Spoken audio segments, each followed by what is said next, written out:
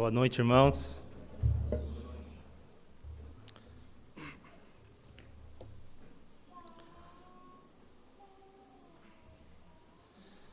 Agradeço ao Léo que colocou essa canção antes de estudarmos a palavra de Deus, que vamos fazer no livro de Josué, porque ele fala ali que a misericórdia de Deus é somente por Cristo, não por nada que nós fazemos. Isso tem muito a ver com o texto que nós vamos meditar hoje. Hoje nós vamos meditar sobre a fidelidade de Deus no livro de Josué. Estávamos levando, Romanos.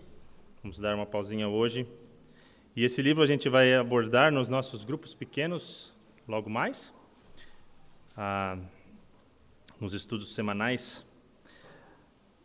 Hoje nós vamos falar sobre a fidelidade de Deus. E gostaria de convidar, sem que sejam exagerados, mas todo aquele que ama o fato de que Deus é fiel, que Deus cumpre as suas promessas, diga aleluia. Aleluia. Aleluia. Deus é fiel e essa é uma verdade, uma razão poderosa do nosso louvor, da nossa alegria, e nós obtemos nossas maiores vitórias nas nossas vidas, na nossa vida cristã, graças a que Deus é fiel. Nós levantamos hoje pela manhã porque Deus é fiel, estamos aqui salvos e podemos cantar a Ele porque Deus é fiel. Mas nessa mensagem de hoje eu quero que nós reflitamos de uma forma bem solene, porque além de ser um motivo de celebração, de louvor, o fato de que Deus é fiel também deve nos causar temor. Porque no momento em que nós somos infiéis, Deus continuará sendo infiel. O fato de que Deus é fiel nos faz dizer aleluia, mas espero que até o final desse sermão nós também possamos dizer: tenha misericórdia de nós, Senhor. Porque Deus nos chama a uma obediência e Ele é santo. E quando entendemos os atributos de Deus, todos eles agem juntos. Se Deus é santo e Ele é fiel, Ele sempre vai ser fiel à sua santidade, Ele sempre vai ser santo. Se Deus não tolera o pecado, Ele sempre vai ser fiel a isso. Ele não vai tolerar o pecado, Ele jamais vai tolerar o pecado. Louvamos a Deus pela sua fidelidade, porque Ele promete e Ele cumpre.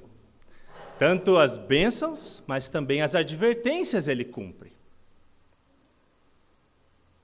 Ele dá vitória por meio da obediência do seu povo, mas Ele também não tolera o pecado no seu povo. Espero que possamos dizer aleluia, tenha misericórdia de nós pela sua fidelidade. Espero que possamos obedecer a Deus em santidade, porque Deus é fiel às suas promessas, Ele dá a vitória pela obediência, mas Ele não tolera o pecado. E é isso que nós vamos ver em Josué, capítulo 6, versículo 16. O que está acontecendo aqui é que o povo saiu do Egito, foi resgatado por Deus da escravidão do Egito. Foram com Moisés, receberam as leis de Deus, já estão tendo problemas com idolatria, tiveram muito problema com isso, tiveram muito problema com infidelidade a Deus, e agora estão sob a liderança de Josué, entrando na terra prometida, cruzaram o rio Jordão e estão a ponto de começar a conquista da terra prometida com Josué. Estão entrando num povo cheio de idolatria, por todas as partes. E Deus quer uma obediência santa do seu povo. E Ele escolhe, então, a cidade de Jericó para ser a primeira cidade a ser conquistada ali. Antes de entrar, Josué manda alguns espias para essa cidade, e lá eles encontram Raabe, uma prostituta daquela cidade, vivendo naquela idolatria, numa vida de prostituição, mas uma mulher que crê no Senhor, que busca a misericórdia do Senhor, que pela fé ela ajuda os espias, arriscando a sua própria vida, mostrando a sua fé, e Deus a salva. E ela não será destruída com esse povo de Jericó. Mas para esse povo de Jericó, uma cidade muito difícil, uma cidade murada, uma cidade forte, Deus requer que ela seja destruída, porque é uma afronta a Deus, todo aquele povo, e ele pedirá que essa cidade seja consagrada ao Senhor totalmente, para sua destruição total, porque Deus demanda santidade, ele demanda essa obediência do seu povo, uma obediência completa, e ele promete a eles que eles terão vitória pela obediência, e Deus é fiel às suas promessas, mas ele também promete que não vai tolerar o pecado, e ele é fiel às suas promessas. Josué 6 diz, versículo 16: E aconteceu que na 7ª vez, quando os sacerdotes tocavam as trombetas, Josué disse ao povo: Gritem, porque o Senhor está entregando a cidade a vocês. Porém a cidade será condenada, ela e tudo o que nela houver. Somente ficará viva Raabe, a prostituta, e todos os que estiverem com ela em casa, porque escondeu os mensageiros que enviamos. Quanto a vocês, cuidem para não ficar com nenhuma das coisas condenadas, para não acontecer que depois de as terem condenados, vocês as tomem para si. Neste caso, tornariam maldito o arraial de Israel e trariam confusão a ele. Porém, toda a prata, ouro e utensílios de bronze e de ferro são consagrados ao Senhor e irão para o seu tesouro. Assim o povo gritou e os sacerdotes tocaram as trombetas. E ao ouvir o som da trombeta, o povo gritou com toda a força, as muralhas ruíram, o povo subiu à cidade, cada qual em frente de si, e a tomaram. Destruíram totalmente, a fio de espada, tudo o que havia na cidade, tanto homens como mulheres, tanto jovens como velhos, também bois, ovelhas e jumentos. Deus demanda a obediência. Ele pediu que a cidade seja destruída, e a palavra aqui que é usada é a palavra herem. Ela traz uma ideia de consagrar a Deus completamente. Ele pede que essa cidade de Jericó seja um herem, uma consagração completa a Deus. Vai consagrar os metais preciosos, vai levar para o Senhor, mas o resto é destruir completamente, que essa cidade seja um herem. Se isso não for feito, prestem bem atenção, se isso não for feito, quem não fizer isso, o herem vai ser trazido para todo Israel. Essa condenação, versículo 18. Quanto a vocês, cuidem para não ficar com nenhuma das coisas condenadas, para não acontecer que depois de as terem condenado, vocês as tomem para si. Neste caso, tornariam maldito o arraial de Israel e trariam confusão a ele. Deus promete se separar de Israel, caso eles não se separem do que é condenado, porque Deus não se mistura com o pecado. Ele é santo, isso é ser santo. Se Israel não obedecer e trazer e fizer o herem com Israel, ele vai trazer o herem à condenação para si mesmo. Deus está chamando o povo a uma obediência santa. Que difícil, uma cidade tão forte, eles estão chegando, nômades ali, poxa, uma cidade prontinha para viver, mas Deus quer que ela seja destruída, nunca mais seja construída, que seja queimado completamente. É um pedido de obediência. E vemos que Josué obedece. Todo o povo obedeceu, deram voltas na cidade, uma cidade impenetrável, derrubaram a cidade, as muralhas caíram, o povo entrou, não tomaram nada para si, destruíram tudo como santo para o Senhor. Foi como o Senhor prometeu. Ele prometeu essa vitória. E ele usaria a obediência do seu povo para trazer vitória para o seu povo. Ele cumpre. Deus vence sempre. Josué diz ao povo, versículo 16... Gritem, porque o Senhor está entregando a cidade a vocês. É o Senhor quem vence, é o Senhor quem dá a vitória. Ele usa a obediência do seu povo, mas é sempre o Senhor que vence. E o povo obedece. Não somente isso, mas vemos que Deus é fiel às suas promessas de misericórdia. Juntinho ali com a destruição completa de Jericó, o que nós vemos? Uma salvação completa. A salvação completa de Raabe e tudo que ela tinha. Uma prostituta daquele povo que buscou a misericórdia de Deus, e Deus foi fiel porque ele prometeu misericórdia. E ele salva Raabe. Raabe protegeu os espias quando eles estavam lá em Jericó, temeu o Senhor da terra e ele o salvou. Isso está em capítulo 2, vão comigo no capítulo 2, versículo 11.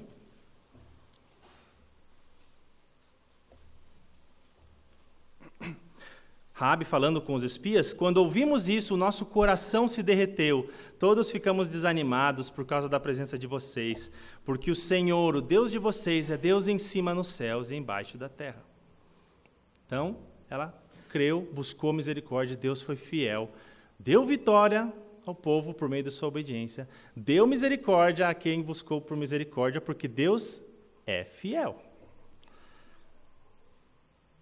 E há um acontecimento na história dos Estados Unidos, da aviação, que ilustra essa ideia de obediência e dos resultados que ela traz.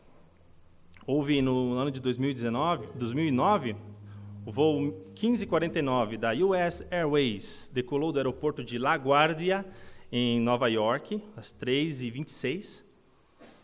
Tinha 155 passageiros, alguma tripulação ali. O capitão Sully tinha mais de 40 anos de experiência, foi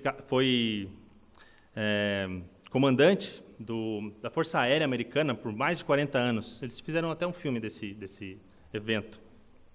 Ficou conhecido como o Milagre do Hudson. 3 minutos o avião decola.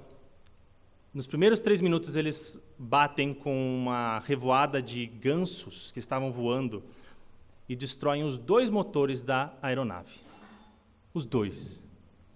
É questão de pouco tempo, em 3 minutos o avião já está no chão. Na água, melhor dito. Em 3 minutos. Subiu, em menos de 3 minutos já está novamente no chão. Porém, a situação foi muito crítica, mas o capitão e o seu copiloto conversaram rapidamente com o solo, né, com os controladores de voo, e eles discutiram um pouco ali. Os controladores de voo falaram: você não consegue ir para tal aeroporto, você não consegue voltar para o mesmo aeroporto, e o capitão, com 40 anos de experiência, falou 2 e 3 vezes para eles: não conseguiu ir para lá, não dá para ir para o aeroporto, não dá para ir para esse, nós vamos pousar no Hudson. Nós vamos pousar no Hudson, nós vamos pousar no Hudson. E ele dá algumas ordens, e ele consegue pousar no rio Hudson, gelado, e ninguém morre. Conseguiu salvar 155 pessoas.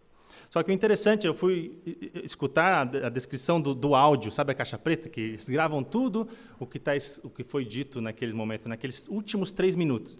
Na hora que bate as aves, começa a gravação ali, como é que ele conversou com o pessoal do controle de tráfego, e ele conversa com eles, conversa com o piloto, conversa com a tripulação, conversa com os passageiros, ordens rápidas, mas uma coisa me chama muita atenção ali.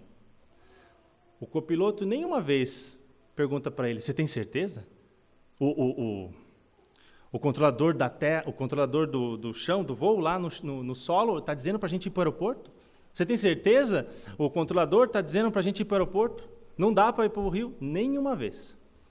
Em 3 minutos ele dá 14 ordens que são obedecidas para o copiloto, para a tripulação e até os passageiros, né? A famosa preparar para o impacto. Todos obedecem.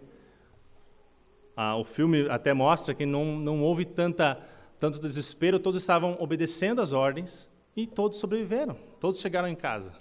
Alguns feridos, mas todos sobreviveram. Talvez porque todos eles confiavam nos 40 anos de experiência desse piloto. E da mesma forma, Deus não tem apenas 40 anos de experiência. Nosso Senhor é fiel sempre. E Ele sempre guiou os seus servos, Ele sempre deu instruções, e Ele sempre cumpriu o que Ele fala. Em 3 minutos, 14 ordens, e todas obedecidas. E muitas vezes nossas vidas, uma ordem, tomamos a vida inteira para obedecer do nosso Senhor. Temos uma lista completa de pessoas que obedeceram às instruções do nosso Deus e obtiveram vitórias, e Deus usou a sua obediência para a bênção de muitas pessoas. Abraão obedeceu ao Senhor, deixou a sua terra, e Deus cumpriu as promessas, fez ele um pai de uma grande nação, abençoou várias nações. Noé obedeceu, construiu uma arca, que era ridícula para todos ali olhando, mas ele obedeceu, Deus foi fiel, salvou a sua família. Moisés obedeceu, foi até Faraó, Deus cumpriu suas promessas, partindo o mar, destruiu o Egito inteiro e resgatou Israel. Gideão, Davi, Daniel, Elias obedeceu, enfrentou os profetas de Baal, Esther, Maria, mãe de Jesus, e José obedeceram às ordens de Deus, e Deus usou este casal e o abençoou por meio as ordens que ele deu por meio dos anjos. Deus nos chama à obediência e que confiemos que ele promete e ele cumpre, irmãos, que Deus é fiel, e Deus nos dá vitória por meio de obediência. Da mesma forma que essas pessoas, da mesma forma que José, para Josué, para Israel, ele pediu ali que Jericó seja um herem. Uma santidade completa, uma consagração completa. Da mesma forma, Deus pede sempre a obediência completa de nós. Ele pede uma santidade completa. Talvez você diga, eu não consigo obedecer completamente, perfeitamente, eu falho. Não, é muito difícil. Não é difícil, irmãos, é impossível se você depender de você mesmo. Josué dependeu de Deus e Deus o entregou à cidade. É impossível para nós obedecermos perfeitamente, mas Cristo obedeceu perfeitamente. E é por meio da fé em Cristo que Deus nos capacita a ser obedientes e ter vitória. Vitória contra o pecado, vitória contra a idolatria em nossas vidas. Não foi Josué que derrubou Jericó. E Raabe não foi salva porque ela tinha uma vida exemplar. Ela dependeu de Deus e clamou pela misericórdia de Deus. Ela confiou no Senhor da terra, clamou pela misericórdia.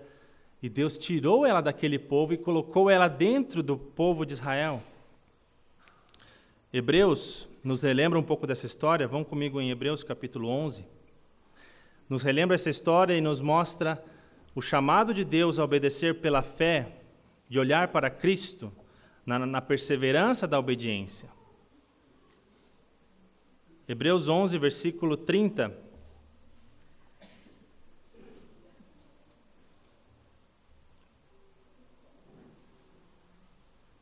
Pela fé ruíram as muralhas de Jericó depois de rodeadas por 7 dias. Pela fé, Raabe, a prostituta, não foi destruída com os desobedientes, porque acolheu os espias com paz. Passem para o capítulo 12, versículo 1. Portanto, também nós, visto que temos a rodear-nos tão grande nuvem de testemunhas, livremo-nos de todo o peso e do pecado que tão firmemente se apega a nós, e corramos com perseverança a carreira que nos está proposta, olhando firmemente para o autor e consumador da fé, Jesus. Assim como Josué não olhou para a altura da muralha, mas ele olhou para a palavra de quem lhe ordenou avançar contra aquela cidade.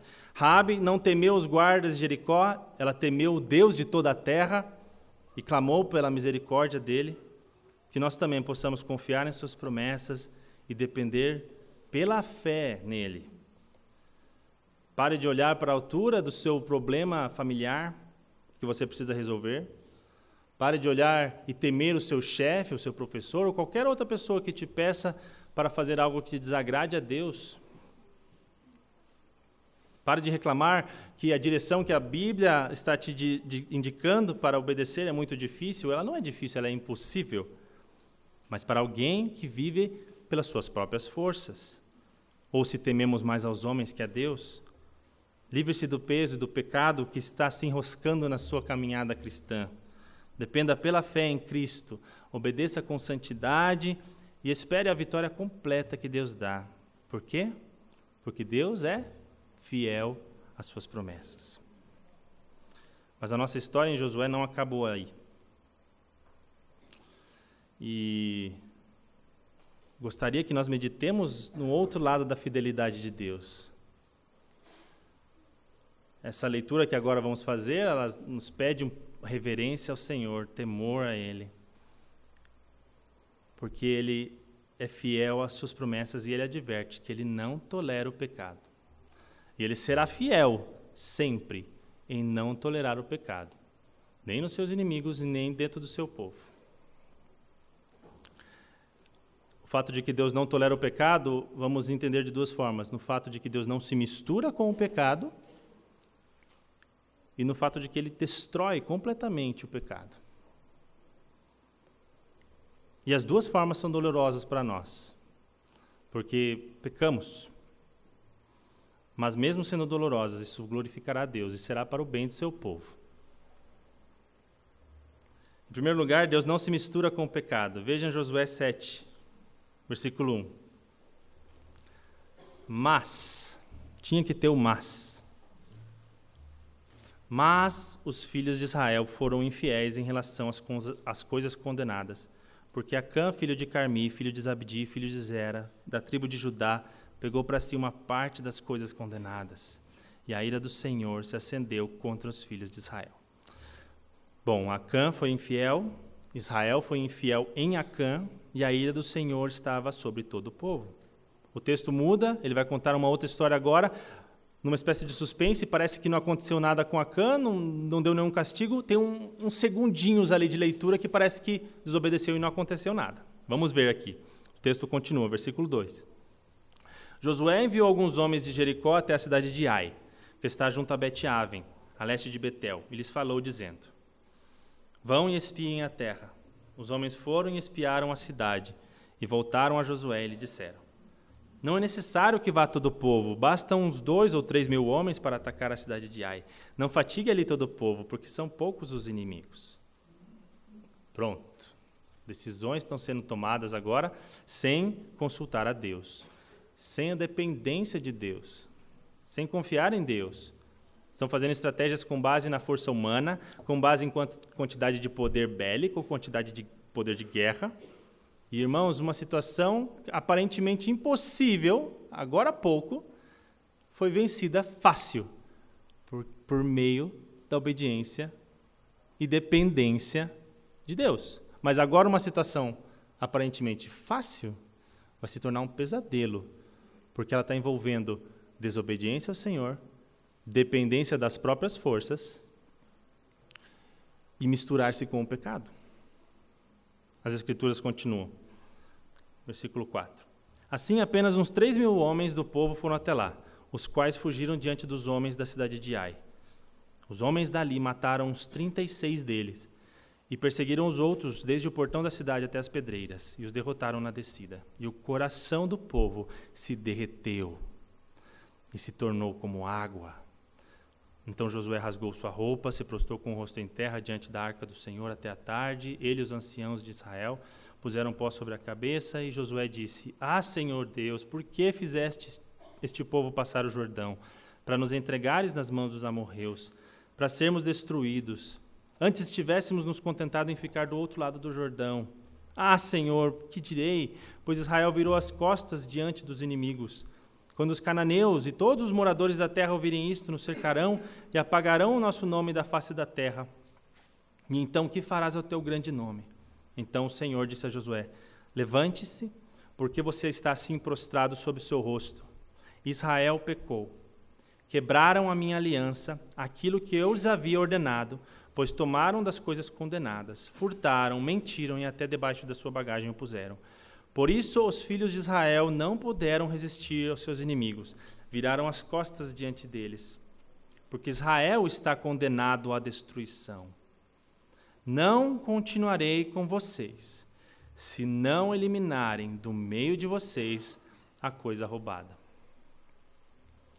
A derrota vem e a grande desgraça acontece. O coração do povo se derreteu como água. Qual que é a razão? Pela simples possibilidade de imaginar que Deus não está mais entre nós. O que pode ser pior? Os inimigos vão nos cercar, vão nos destruir completamente? Não temos esperança se sentimos que Deus nos abandonou. E eu acredito que realmente é o pior sentimento que podemos sentir. Percebem que é o mesmo sentimento que os inimigos de Deus tiveram quando ouviram falar que Israel estava chegando?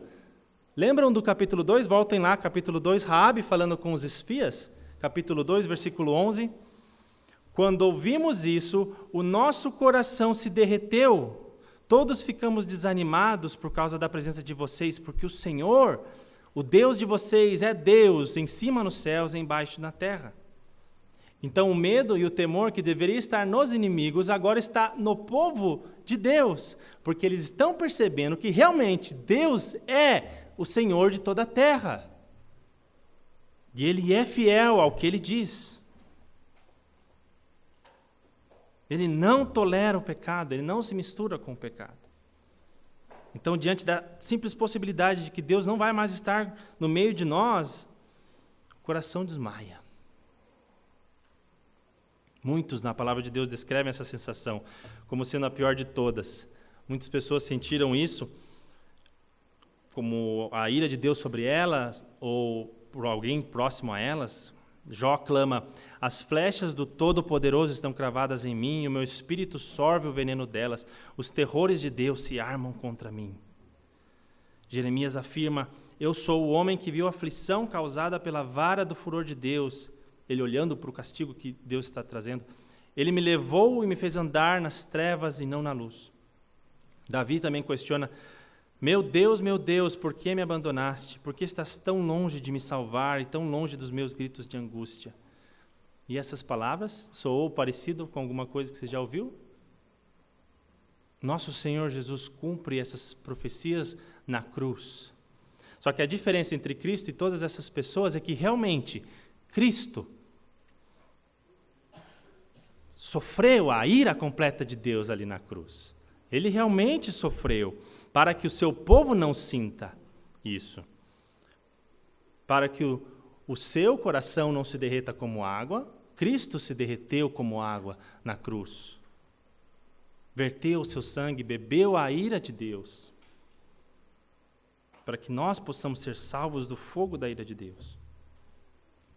É terrível esse sentimento que alguém possa sentir que Deus o abandonou. Seja em alguns momentos na sua luta contra o pecado, você vê a possibilidade de que Deus já não está te ajudando. Não há esperança, irmãos. Não tem futuro, não tem chão, não tem nada para frente. Mas deixe-me dizer uma coisa. Se você está assim, se você está lutando contra o pecado, se você está lutando contra alguma tristeza, se Deus está trazendo alguma consequência de algum pecado na sua vida, ou se você está irado, sem esperança, saiba de uma coisa: Deus não abandona o seu povo. Mas Ele não se mistura com o pecado. Ele não vai permitir o pecado na vida do seu povo. Se você quiser sentir novamente a presença de Deus, você deve matar o pecado, destruir o pecado, viver em santidade, buscar ao Senhor e a obediência. Mas eu não consigo. Cristo conseguiu. E por meio de Cristo, Ele sofreu toda a ira do seu pecado na cruz. Ele apagou para sempre o fogo eterno para que todo aquele que crê pela fé busque a misericórdia de Deus e encontre. Não só isso, ele te capacita a obedecer, ele te capacita a abandonar mentira, cobiça, ira. E ele faz isso para que o seu povo possa obedecer a Deus. E Deus vai usar essa obediência para dar vitória.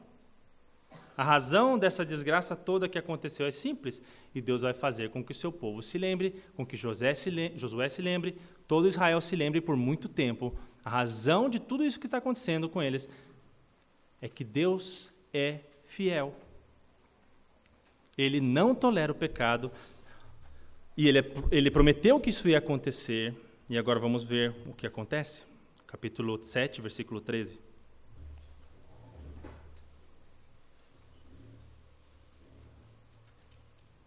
Levante-se, santifique o povo e diga: santifiquem-se para amanhã, porque assim diz o Senhor, Deus de Israel: há coisas condenadas no meio de vocês, ó Israel.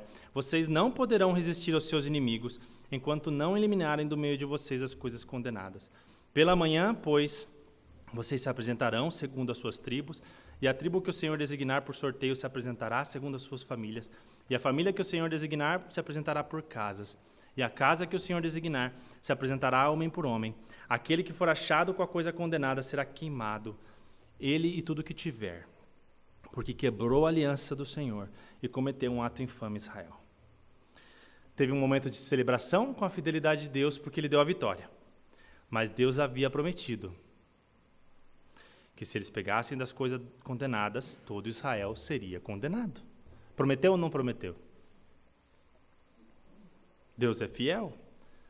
Deus seja louvado porque Ele colocou um homem obediente agora, Josué, porque no meio de tanta tristeza, 36 homens, irmãos, pais, filhos, 36 famílias talvez destruídas.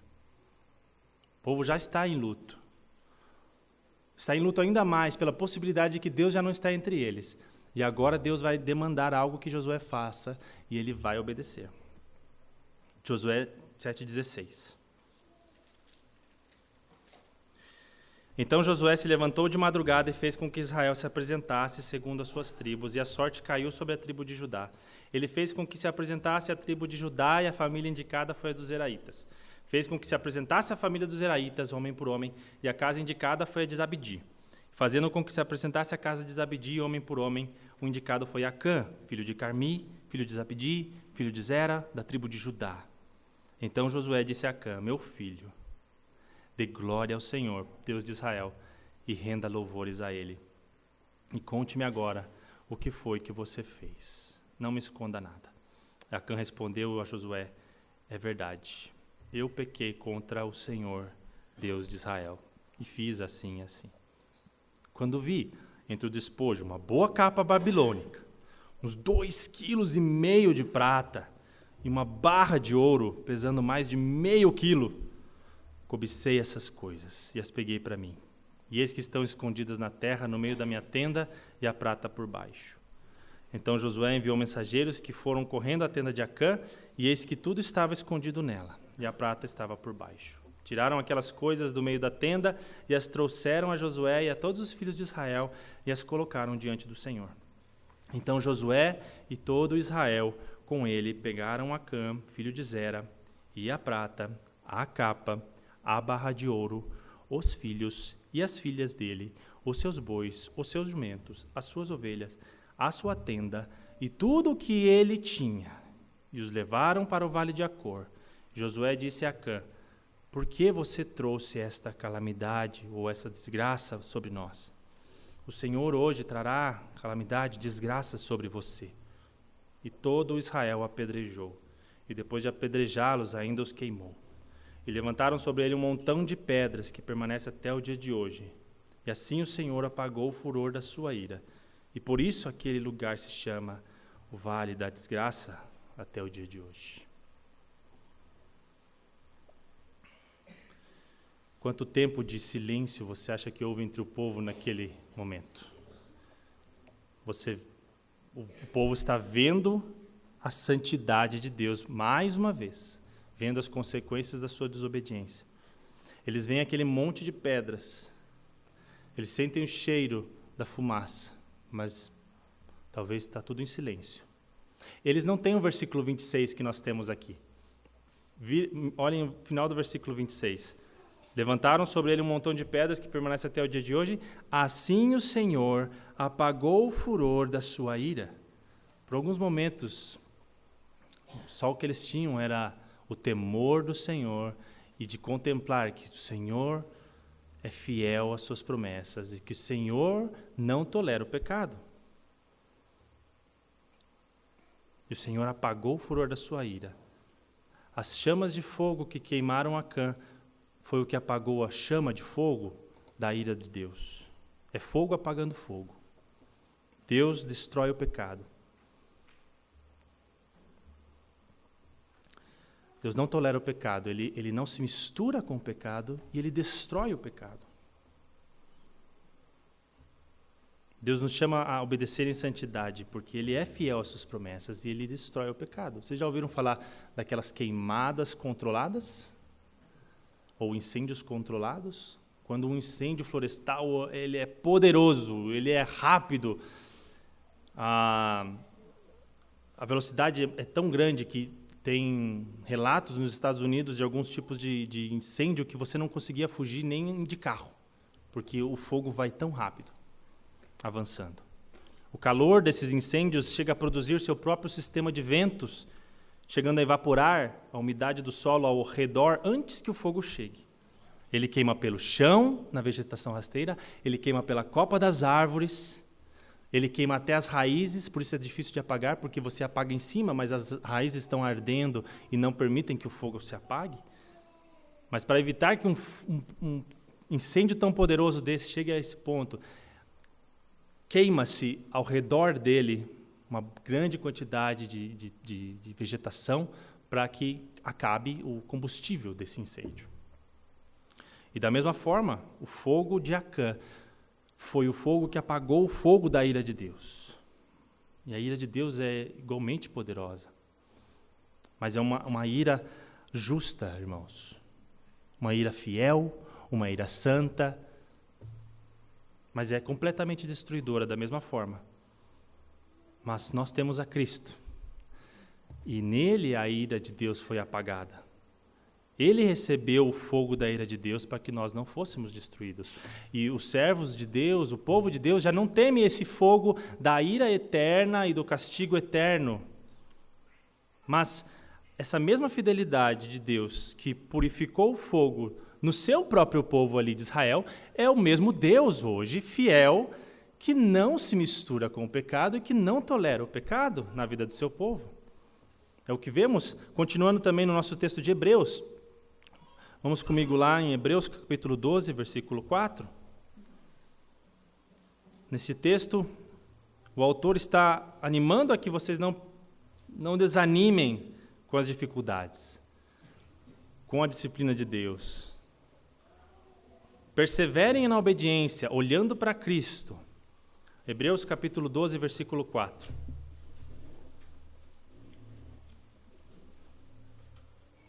Na luta contra o pecado, vocês ainda não resistiram até o sangue. E vocês se esqueceram da exortação que lhes é dirigida como a filhos. Filho meu, não despreze a correção que vem do Senhor, nem desanime quando você é repreendido por Ele, porque o Senhor corrige a quem ama e castiga todo filho a quem aceita. É para a disciplina que vocês perseveram. Deus os trata como filhos. E qual é o filho a quem o pai não corrige? Mas se estão sem essa correção, da qual todos se tornaram participantes, então vocês são bastardos e não filhos. Além disso, tínhamos os nossos pais humanos que nos corrigiam e nós os respeitávamos. Será que então não nos sujeitaremos muito mais ao Pai espiritual para vivermos? Pois eles nos corrigiam por pouco tempo, segundo melhor lhes parecia. Deus, porém, nos disciplina para o nosso próprio bem, a fim de sermos participantes de sua santidade. Na verdade, toda disciplina, ao ser aplicada, não parece ser motivo de alegria, mas de tristeza.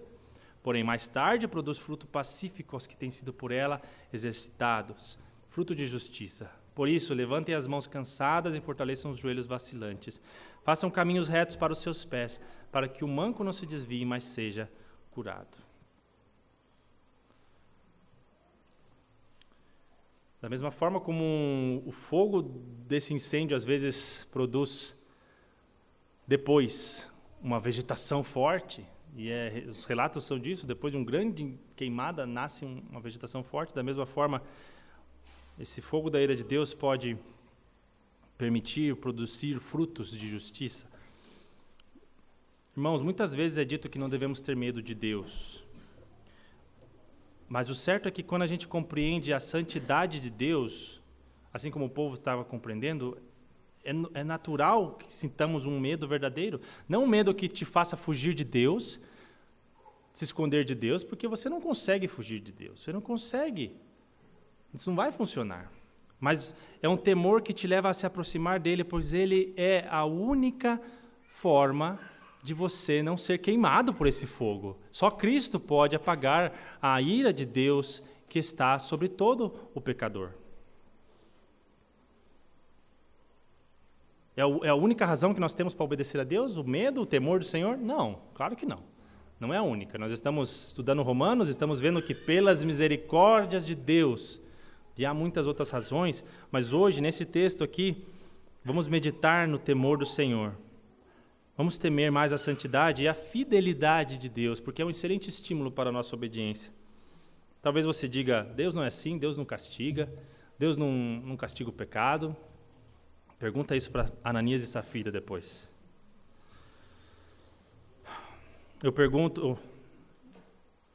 Pergunte isso para algumas pessoas que estão sofrendo consequências dos seus pecados hoje. Que lutam com consequências de pecados. Significa que Deus não perdoou os seus pecados? Claro que não, Deus perdoa os pecados. Mas em Cristo todo pecado pode ser perdoado.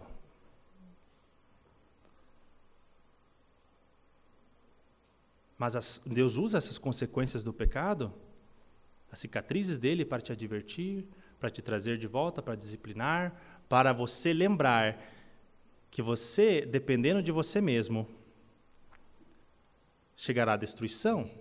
Somente dependendo de Deus, dependendo de Cristo, a vitória.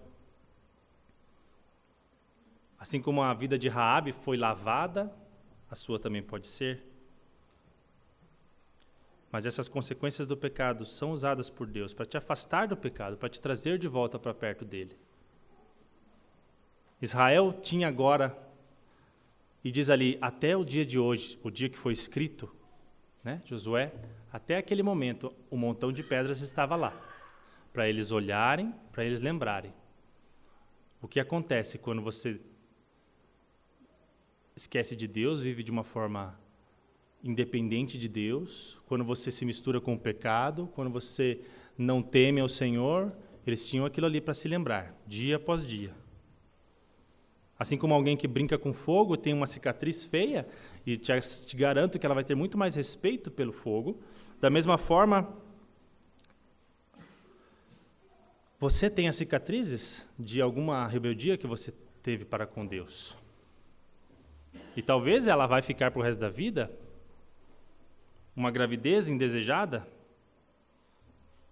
Deus te perdoará, mas não vai desaparecer o filho da sua barriga. Que Deus te proteja, que você não aborte essa criança, mas se chegar a este ponto,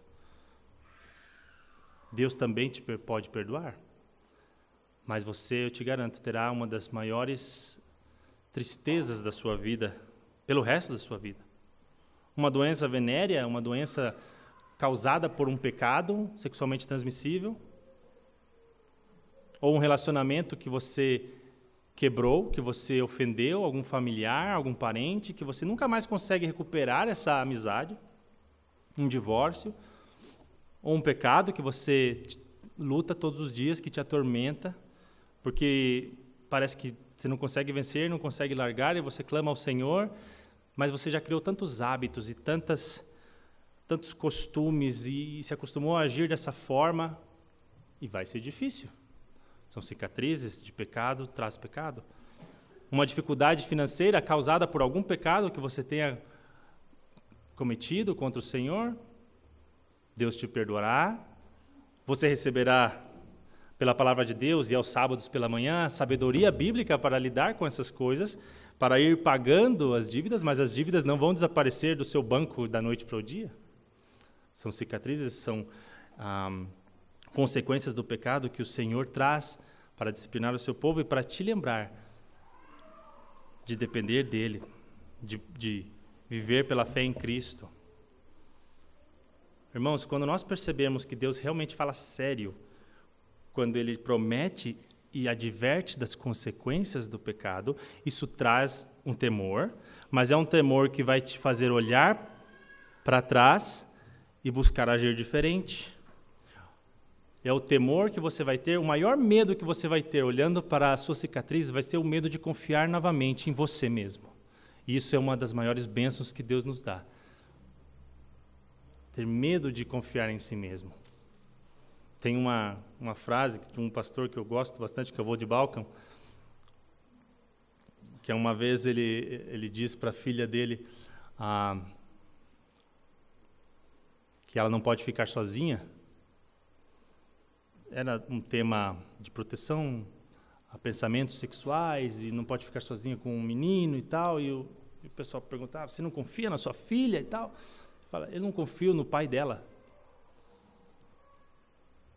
E é assim que nós devemos entender, irmãos. Nós crescemos em santidade e obtemos vitória tras vitória contra o pecado, e é possível vencer pecados, mas até o fim da sua vida você nunca dependerá de você mesmo, sempre dependerá do Senhor e sempre dependerá pela fé em Cristo. Adivinha a primeira coisa que Deus precisou dizer a Josué depois desse evento? Capítulo 8. Josué, capítulo 8. Precisou dizer para ele, não tenha medo, não fique assustado. Eu não abandonei vocês. Confiem pela fé e obedeçam e haverá vitória. Capítulo 8, versículo 1 e 2, o Senhor disse a Josué: não tenha medo nem fique assustado, leve com você toda a gente de guerra, prepare-se e marche contra a cidade de Ai. Eis que entreguei em suas mãos o rei de Ai, o seu povo, a sua cidade e a sua terra. Você fará com que a cidade de Ai com o seu rei, o que fez com Jericó e com o seu rei, exceto que desta vez vocês poderão saquear os seus despojos, o seu gado, ponham emboscadas a cidade por detrás dela. O que acontece? A história vai continuar, Josué obedece, ele segue as instruções novamente dadas pela palavra de Deus, eles dependem de Deus, eles confiam em Deus, e eles fazem do jeito que Deus orienta pela sua palavra, e eles conquistam a cidade de Ai. Ironicamente, eles ganham muitos despojos, agora dessa vez, e Deus novamente usa a obediência do seu povo para dar vitória. Notem bem, os 3 momentos: obediência, uma vida de santidade, dependendo de Deus, vitória em Jericó. Desobediência, misturar-se com o pecado, depender de si mesmo, não depender de Deus, derrota em Ai. Logo em seguida, obediência, depender de Deus, confiar em Deus, santidade, vitória em Ai. É isso que nós estamos vendo nesse texto hoje, irmãos. Que Deus nos chama à obediência, santidade, Ele nos dá vitória, Ele dá vida, Ele dá salvação a todos os que obedecem e dependem dEle, buscam misericórdia, mas Ele não tolera o pecado. E eu não quero terminar esse sermão com um clima de medo de Deus, porque nós não conseguimos sobreviver dessa forma. Nós precisamos de misericórdia todos os dias. Só dessa forma podemos sobreviver e todos nós precisamos disso. Então eu quero que notem o seguinte: Acã e tudo o que ele tinha foi destruído. Mas Raabe, tudo o que ela tinha foi resgatado pela misericórdia de Deus. Vocês lembram como foi a descrição da destruição de Acã e tudo o que ele tinha? Lembram ainda vividamente na sua memória? Acabamos de ler como Acã foi destruído. Notem no capítulo 6, versículo 23 agora, como Deus descreve a salvação de Raabe. Capítulo 6, versículo 23. Então os jovens, os espias, entraram e tiraram Raabe, o seu pai, sua mãe, seus irmãos, tudo o que ela possuía. Tiraram toda a sua parentela e os acamparam fora do arraial de Israel. Que contraste, né? Acã buscou desobediência e ele se juntou ao que Deus condenava. E Raabe buscou a misericórdia de Deus. E ela deixou de ser daquilo que estava condenado. Ela estava naquele povo que foi condenado e destruído. E Deus a tirou de lá e a colocou no povo de Deus. E ela veio a ser a avó de Davi. E entrou na linhagem de Cristo.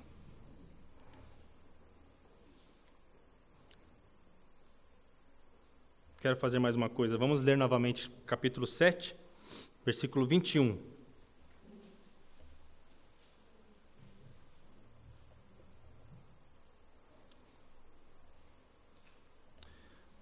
Quando vi entre o despojo uma boa capa babilônica, uns 2,5 kg de prata e uma barra de ouro pesando mais de meio quilo, cobicei essas coisas e as peguei para mim. Agora que a gente está terminando e você viu o grande terror que caiu na vida de Acã. Agora que você viu a grande vitória que Deus deu para o povo de Israel. Agora que você viu a grande misericórdia que Raabe recebeu. Eu te pergunto, quanto que valeu essas coisas para Acã? Quanto valeu essas coisas condenadas para ele? E quanto vale para você isso que você quer desobedecer ao Senhor? Essa decisão que você, esse pecado, ou isso que você quer desobedecer ao Senhor? Quanto vale na sua vida, se você ainda não é um filho de Deus, a sua desobediência ou viver separado de Deus comparado ao fogo eterno da fúria e da ira de Deus, que virá, porque Deus é fiel. Quanto vale comparado as consequências do pecado que ficam na vida até mesmo de um salvo. Quanto vale a desobediência, as coisas, comparado com as doces vitórias que podemos ter para todos aqueles que andam e desfrutam e experimentam a vontade de Deus e a beleza dela? Você ainda vai preferir uma boa capa babilônica ou as recompensas de uma vida de obediência santa ao Senhor? Vamos orar.